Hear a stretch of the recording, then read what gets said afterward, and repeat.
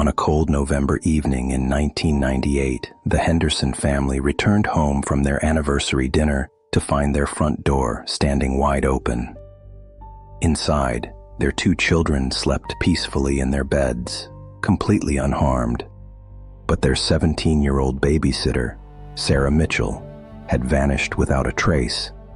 No signs of struggle, no screams heard by neighbors. Just an empty house and a mystery that would haunt investigators for decades. What happened in those few hours between goodnight and goodbye? And why did the Hendersons receive a phone call from Sarah's number 3 days after she disappeared, when her phone had already been found in their living room? Sarah Mitchell was what every parent considered the ideal babysitter. A straight-A student at Riverside High School, she was captain of the debate team, volunteered at the local animal shelter, and had been babysitting for families in her Oregon neighborhood since she was 15. The Hendersons had used her services at least a dozen times over the past year, and their children, 6-year-old Emma and 4-year-old Lucas, absolutely adored her. She was reliable, punctual, and always left the house cleaner than she found it. On the evening of November 14th, 1998, Mrs. Henderson had called Sarah that afternoon to see if she could watch the kids while she and her husband celebrated their 10th wedding anniversary at a restaurant downtown. Sarah agreed immediately, arriving at 6:30 with her backpack full of homework and a VHS tape of The Lion King for the children. Mrs. Henderson would later tell police that Sarah seemed completely normal that evening. Happy, energetic, and excited to spend time with the kids.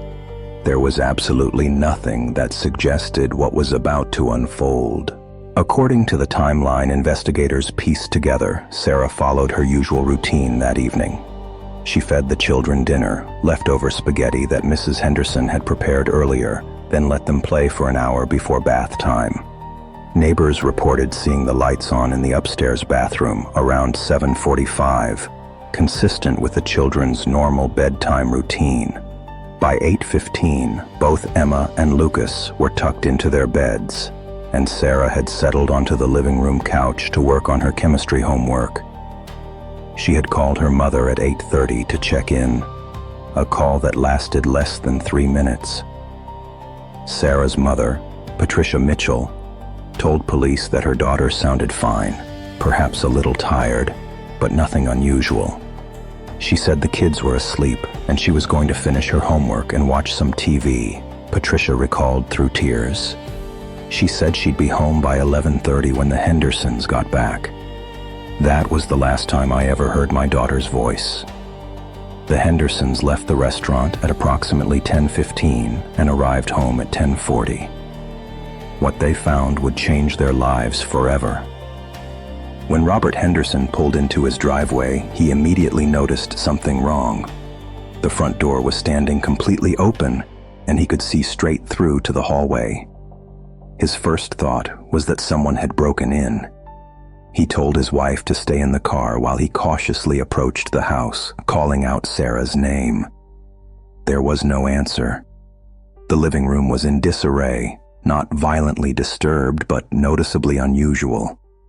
Sarah's chemistry textbook lay open on the coffee table, but her notebook was on the floor several feet away. A glass of water had been knocked over, leaving a dark stain on the carpet.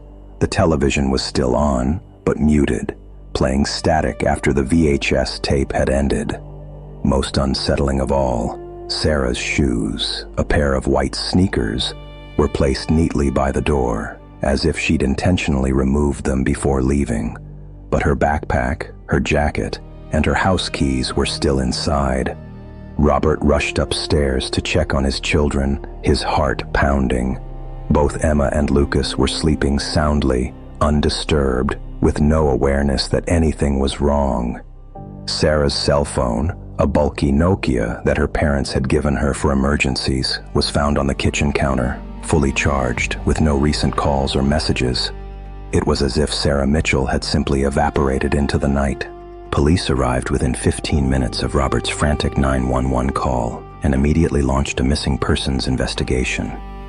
Officers searched the house and surrounding neighborhood throughout the night, using flashlights to comb through yards, parks, and nearby woods. They found nothing. No footprints, no signs of struggle, no witnesses who had seen or heard anything unusual. The interviews that followed revealed increasingly disturbing details. Emma Henderson, despite being only 6 years old, provided a statement that chilled investigators. She told them she had woken up sometime after being put to bed and heard Sarah talking to someone downstairs. When police asked if she heard another voice, Emma said no. Sarah seemed to be talking on the phone, but her voice sounded scared and quiet. Emma had drifted back to sleep without going downstairs. A neighbor, Mrs. Chen, who lived 3 houses down, reported seeing a dark-colored sedan driving slowly past the Henderson home around 9:30, but she couldn't identify the make or model, and the license plate wasn't visible. Another neighbor heard a car door slam around 9:45, but thought nothing of it at the time. Perhaps most disturbing was the statement from Sarah's best friend, Jennifer Kozlowski. Jennifer told detectives that Sarah had mentioned feeling like someone had been following her for the past 2 weeks. She said she kept seeing the same car near the school and near her house, Jennifer explained. I asked her if she told her parents, and she said she didn't want to worry them because she wasn't completely sure. Sarah had never reported these concerns to police. 3 days after Sarah's disappearance, on November 17th, the Henderson family received a phone call that would become one of the most haunting elements of the case. It was approximately 2:15 in the afternoon when their home phone rang. Mrs. Henderson answered, expecting a call from one of the many detectives working the case. Instead, there was silence on the other end. Not complete silence, but the sound of shallow breathing and faint static. Hello, Mrs. Henderson said repeatedly. Who is this? Then, after nearly 30 seconds of this disturbing quiet, a voice whispered something that Mrs. Henderson couldn't quite make out. She described it as distorted, like someone talking through water or from very far away. The voice said what sounded like, "I'm sorry," or possibly, "I'm still here," but Mrs. Henderson couldn't be certain. The call lasted 42 seconds before the line went dead.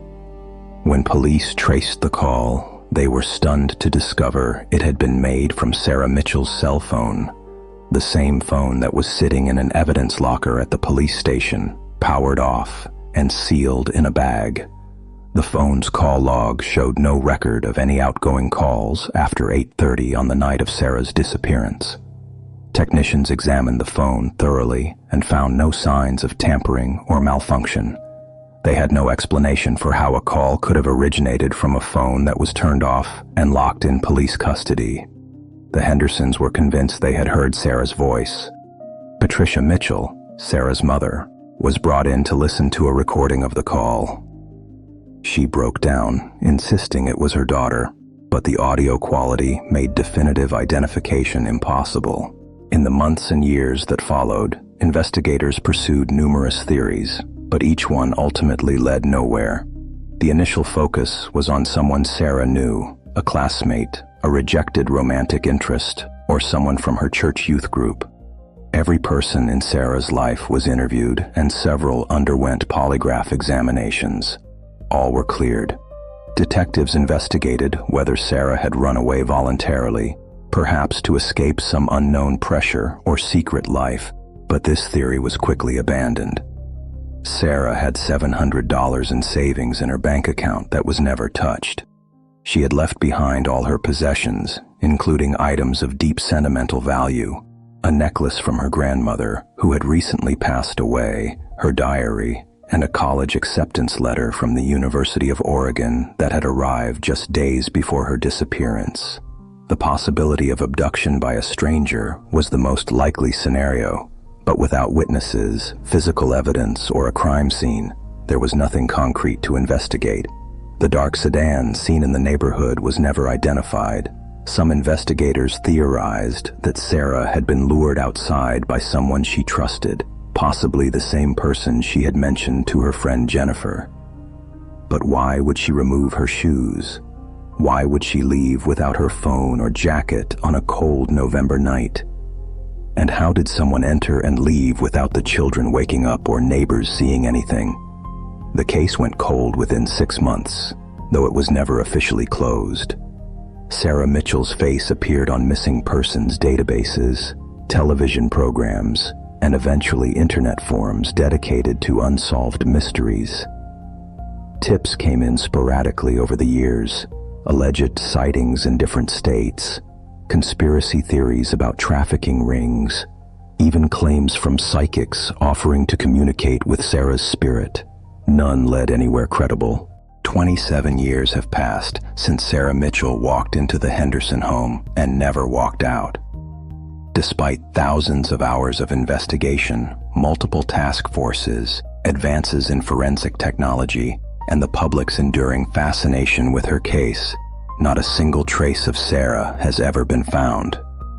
No body, no clothing, no evidence of where she went or what happened to her after 9:30 that November evening.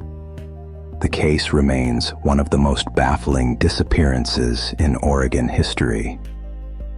The Henderson family eventually moved away, unable to live in the house where their lives had intersected so tragically with Sarah's fate.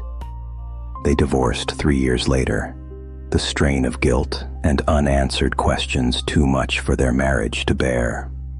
Emma and Lucas, now adults themselves, have given occasional interviews about that night, though neither remembers anything beyond what Emma told police as a child. Patricia Mitchell never stopped searching for her daughter. She maintained Sarah's bedroom exactly as it was, attended every conference on missing persons, and worked with lawmakers to improve Amber Alert systems and missing persons databases. She passed away in 2019, having spent 21 years without answers, without closure, without ever knowing what happened to her daughter. The mystery of Sarah Mitchell's disappearance endures because it violates every instinct we have about how the world should work. Teenage girls don't simply vanish from locked houses with children sleeping upstairs. They don't leave behind their shoes, their phones, their entire lives without a single clue. The front door standing open that night was perhaps the most honest thing about the case, an invitation into a mystery that remains unsolved, a threshold between the known and the unknowable.